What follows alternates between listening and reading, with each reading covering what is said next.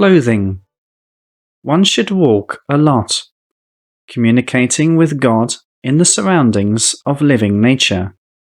So, let me say a few words about clothing. The first important rule for those walking the spiritual path is to try not to wear clothing made of synthetic fabric, especially that having an immediate contact with the skin. Synthetic fabric accumulates static electricity, which has an adverse impact on the energy systems of human organism, and prevents proper energy exchange between the organism and its environment. Synthetic clothing is particularly inappropriate for psychoenergetic work, both indoors and outdoors. This is not to say that one should not wear polyethylene raincoats when it is raining, or rubber boots during a wet weather.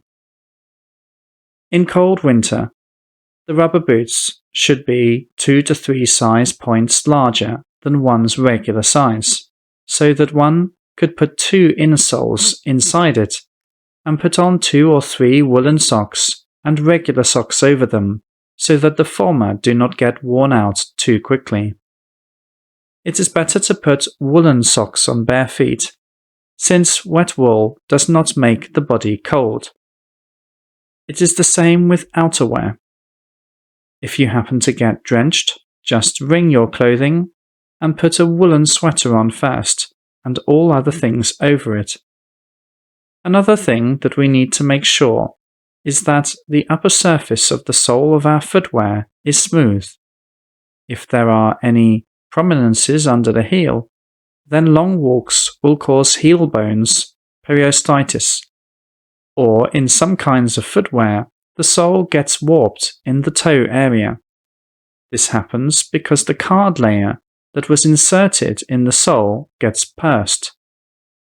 As a result, toe joints may not function properly, which sometimes causes severe inflammation, accompanied by edema of the entire foot.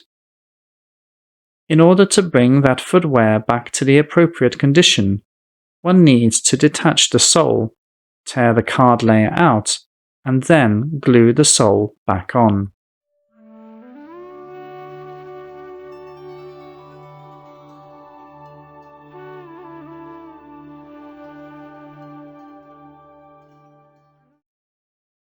Night sleep.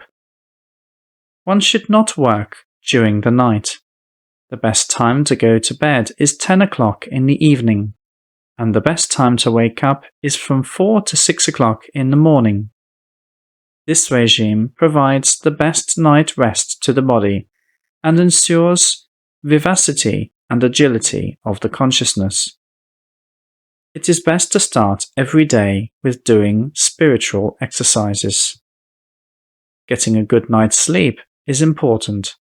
Its primary purpose is to ensure the biochemical cleansing of the brain. If one does not sleep enough, the brain gets inflamed. This can be seen with clairvoyance as a darkening of the brain. In this connection, I want to mention that sleeping with another person in one bed, which is not too wide, is a mistake. Body movements of one of the partners disturb the sleep process of the other. As a result, both do not get a good night's sleep, and their activity the next day is carried out with an inferior energetic level. One should sleep in a bioenergetically favorable place. Favorable and unfavorable places for sleeping can be located within an apartment or even within a room. The origin of unfavorable places is primarily people's coarse or sick states that got imprinted bioenergetically in material objects. It is possible to correct such defects by influencing those places meditatively. If one ignores this factor when choosing a place to sleep and makes a bed anywhere, one can easily catch the unfavorable energy states, traces of which were left by someone who was there before. In this way, one may end up getting insomnia or nightmares. The previously refined consciousness may coarsen, or one may even develop the symptoms of the disease of which the previous inhabitant of this place suffered.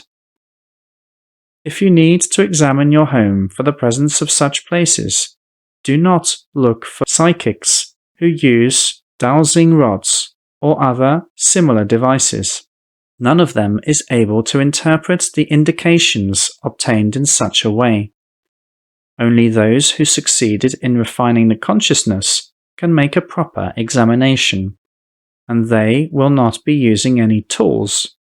They perfectly feel everything with themselves as pure consciousnesses. May all of you become like this too.